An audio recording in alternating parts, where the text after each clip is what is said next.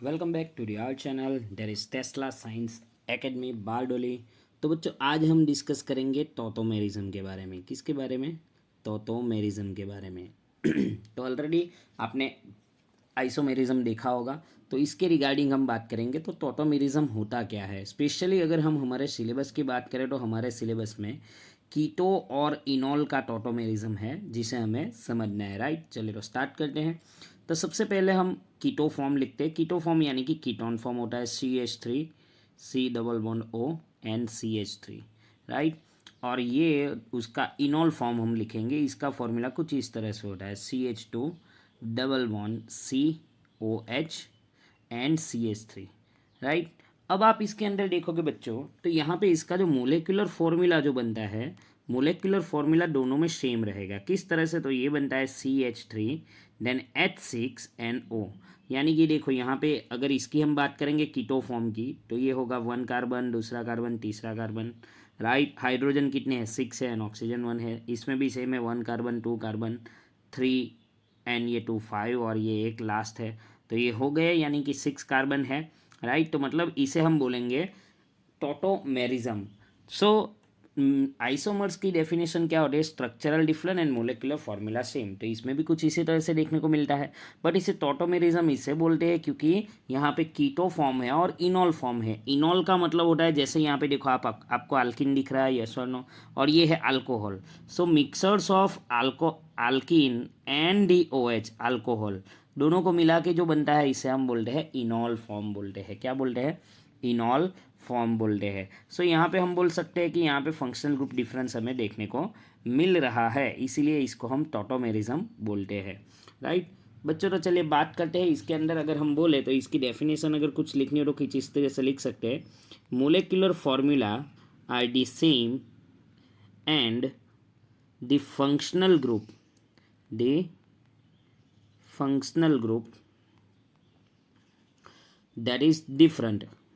that is different, so that's why they are different in functional group। Right, तो कुछ इस तरह से हम लिख सकते हैं। दूसरी एक बात बच्चों इसके अंदर ये है कि कीटो आइसोमर्स जो होते हैं वो इनॉल में कन्वर्ट हो सकते हैं। That means keto can convert into enol form, right, and enol also can convert into keto form. यानी कि ये दोनों जो है एक दूसरे के अंदर कन्वर्ट हो सकते हैं, but it can be convert into enol isomers. That means keto can convert into enol isomer and enol can convert into keto isomers in specific condition. So we can say it is convert into under some certain condition. क्या होनी चाहिए? Condition होनी चाहिए ऐसी जिसके अंदर ही वो इसके अंदर कन्वर्ट हो सकते हैं। राइट, चलिए तो ये दूसरे फंक्शनल ग्रुप यानी कि दूसरे आइसोमर्स से किस तरह से अलग है समझते हैं। राइट, जैसे कि मान लो कि मैंने लिया है एक अल्कोहल लिया है, दूसरा मैंने लिया है ईथर। क्या लिया है मैंने? ईथर। ये है हमारा अल्कोहल और ये है हमारा ईथर। अब ये दोनों भी आप देखोगे तो फंक्शनल आइसोमर्स तो है ही है। क्या है? फंक्शनल आइसोमर्स तो है ही ये दोनों फंक्शनल आइसोमर। बट यहाँ पे अगर हम देखेंगे तो थियोरिटिकल रिएक्शंस पॉसिबल है, but practically this is not possible. That means alcohol का ईथर में कन्वर्जन और ईथर का अल्कोहल में conversion that is not possible. So tautomerism जो होता है हमारा वो एक डायनेमिक, कैसा होता है? डायनेमिक आइसोमर्स होता है। क्या होता है? डायनेमिक आइसोमर्स होता है, because keto can convert into enol and enol can convert into keto form. Right, किस में कन्वर्ट होता है? कीटो में कन्वर्ट होता है, but under some specific conditions. तो चलिए समझते हैं किस तरह से कन्वर्जन होता है, मैकेनिज्म समझते हैं।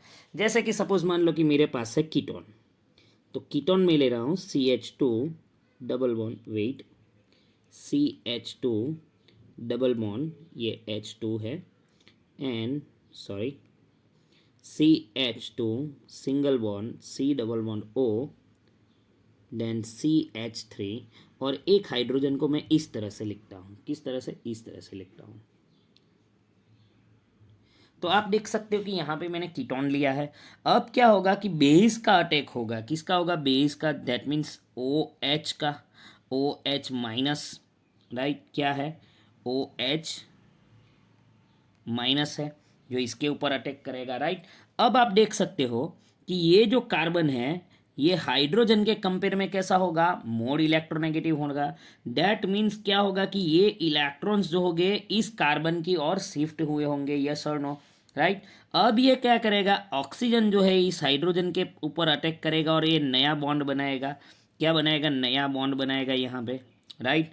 और अल्टीमेटली क्या होगा कि अगर हाइड्रोजन जो है अपना एक इलेक्ट्रॉन इस ऑक्सीजन के साथ कनेक्ट करता है, दैट मीन्स इस ऑक्सीजन के साथ बॉन्डिंग में आता है, तो बच्चों हाइड्रोजन तो सिर्फ और सिर्फ एक ही हाइड्रोजन बॉन्ड बना सकता है, उसके पास ज़्यादा इलेक्ट्रॉन तो है नहीं, तो ये थोड़ी बेयर कर पाएगा, राइट। इसलिए क्या होगा यहाँ पे कि हाइड्रोजन का इलेक्ट्रॉन्स जो है इस बॉन्डिंग में चला जाएगा, तो ये बॉन्ड यहाँ से ब्रेक डाउन हो जाएगा। और क्या होगा, ये इसकी इलेक्ट्रोनेगेटिविटी ज़्यादा है कार्बन की, इसलिए हाइड्रोजन का इलेक्ट्रॉन भी इसके पास चला आएगा, कहाँ पे आएगा, इसके ऊपर आएगा। तो हमें कुछ इस तरह से स्ट्रक्चर मिलेगा, ओ एच माइनस का अटैक होता है तो फाइनली हमें कुछ इस तरह से मिलेगा, सी एच टू तो था ही, सी डबल बॉन्ड ओ भी है और सी एच थ्री भी है।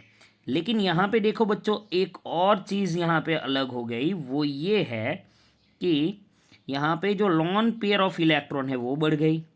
और लॉन पेयर ऑफ इलेक्ट्रॉन कहाँ से आई, एक ये हाइड्रोजन के पास से भी लिया है, यस और नो, डेफिनेटली। तो अगर मैं इसका स्ट्रक्चर बनाऊं तो कुछ इस तरह से हो सकता है। अब ये लॉन पेयर ऑफ इलेक्ट्रॉन्स जो है वो क्या करेंगे, इसके साथ फोर्स ऑफ अट्रैक्शन में आएंगे, ये कार्बन के साथ, यानी कि क्या होगा कि ये बॉन्ड ब्रेक डाउन होगा, जिसकी वजह से क्या होगा, ये बॉन्ड ब्रेक डाउन होगा तो ये बॉन्ड यहाँ पे चला जाएगा, यानी कि हमें मिलेगा कुछ इस तरह से, दैट इज CH2। और यहाँ पे ये कन्वर्ट होगा डबल बॉन्ड में, double bond C, single bond O minus N CH3, right. तो अभी भी एक चीज़ कम है, राइट। तो इसके हम क्या करेंगे, वाटर का अटैक करवाएंगे H प्लस NOH माइनस का, राइट। तो क्या होगा, H प्लस जो है हमारा, H प्लस जो है वो H प्लस चला जाएगा ये ऑक्सीजन के पास, और ऑक्सीजन के पास जाएगा तो क्या होगा, यहाँ पे हमें मिल जाएगा इनॉल form, that is CH2 double bond COH and CH3, यानी कि कीटोन जो हुआ, कीटोन कन्वर्ट हो गया हमारा इनॉल फॉर्म, यस और नो। अब आप बोलोगे सर ये बाकी का जो OH रहा वो कहाँ जाएगा, तो वो अगेन रिएक्शन करेगा, अगेन किसी और कीटोन के साथ रिएक्शन करेगा और हमें इनॉल फॉर्म देगा, यस और नो। अब ऐसा क्यों होता है, तो देखो H के पास पॉजिटिव चार्ज है, OH के पास माइनस नेगेटिव चार्ज है, राइट। तो इसी की वजह से हमें यहाँ पे ये चीज़ें देखने को मिलती हैं।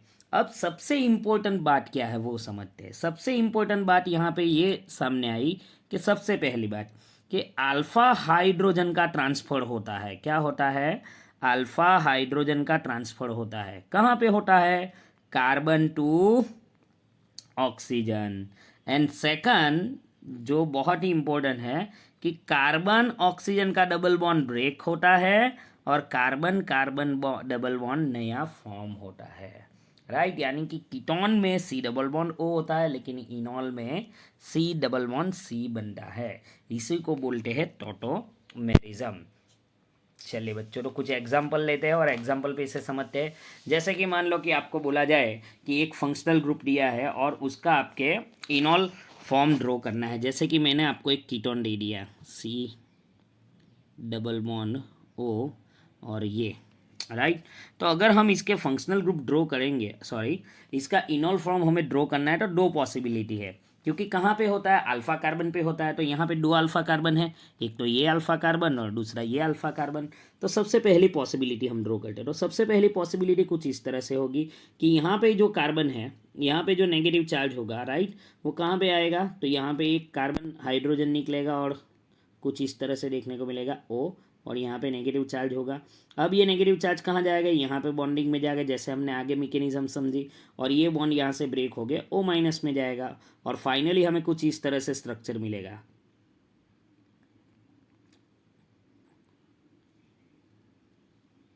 OH क्या मिल गया, OH और यहाँ पे डबल बॉन्ड, राइट। पहला ये पॉसिबिलिटी है। सेकंड पॉसिबिलिटी कुछ इस तरह से होगी, तो सेकंड पॉसिबिलिटी के लिए हम रेड कलर लेते हैं, राइट। तो सेकंड पॉसिबिलिटी में ये जो अल्फा है वहाँ पे हमें नेगेटिव चार्ज देखने को मिलता है, तो कुछ इस तरह से हमें मिलेगा, डबल बॉन्ड O और यहाँ पे नेगेटिव चार्ज यहाँ पे बॉन्डिंग में जाएगा, ये बॉन्ड ब्रेक होगा और यहाँ पे ये O नेगेटिव बनेगा, वापस से H2 लेंगे तो उसमें से H प्लस मिलेगा, तो हमें कुछ इस तरह से फॉर्म मिलेगा,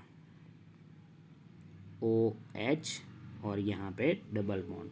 तो यहाँ पे दो हमें डिफरेंट इनॉल स्ट्रक्चर मिले। अब आप बोलोगे सर ये इनॉल स्ट्रक्चर तो दोनों मिले, बट इसके अंदर स्टेबिलिटी कैसे आइडेंटिफाई करेंगे, which one is the more stable. तो बच्चों जैसे हाइपर कॉन्जुगेशन में देखा था, जिसके पास अल्फा हाइड्रोजन ज़्यादा होंगे वही सबसे ज़्यादा स्टेबल होगा, राइट। तो अगर ये दोनों फंक्शनल ग्रुप में देखें तो इसके अंदर हमें 6 अल्फा हाइड्रोजन कार्बन मिलते हैं। कितने मिलते हैं, 6 अल्फा हाइड्रोजन कार्बन, और इसके पास कम है, इसलिए हम बोलेंगे कि ये जो फर्स्ट है वो सबसे ज़्यादा स्टेबल होता है, राइट। तो बच्चों ये हो गया टॉटोमेरिज्म, कीटोन और इनॉल फॉर्म। सो अगर हमारा वीडियो आपको पसंद आया तो प्लीज़ प्लीज़ प्लीज़ लाइक कीजिए, शेयर कीजिए एंड सब्सक्राइब कीजिए। Thank you.